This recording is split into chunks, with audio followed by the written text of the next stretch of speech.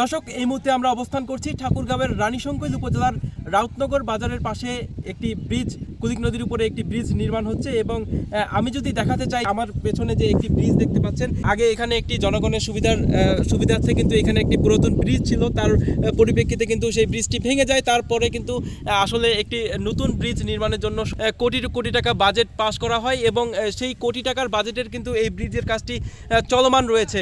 কয়েকদিন ধরে আমাদের কাছে গোপন সংবাদ ছিল যে রাতের আধার নামলেই যে এখানে অবৈধভাবে ড্রেজার মেশিন দিয়ে বালু উত্তোলন করা হয়, যার ফলে কিন্তু এই যে আমার পেছনে যে ব্রিজটি দেখতে পাচ্ছেন, এই ব্রিজটি কিন্তু উদ্বোধন হওয়ার আগেই ভেঙে পড়ার একটি প্রবল সম্ভাবনা তৈরি হয়েছে।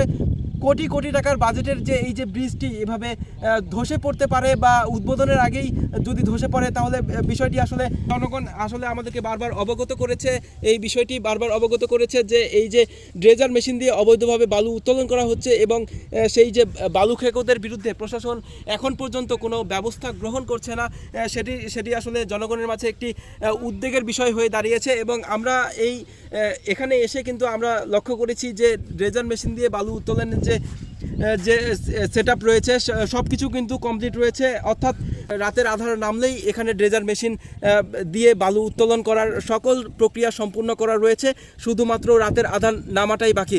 এভাবেই যদি আসলে ঠাকুরগাঁওয়ের রানীশঙ্কৈল শুধু নয়, যে কোনো সরকারি প্রকল্প যদি উদ্বোধন হওয়ার আগেই এভাবে ভূমি খেকোদের হাতে বা এরকম বালু খেকোদের হাতে চলে যায়, তাহলে আসলে জনগণ কার কাছে বিচার চাইবে?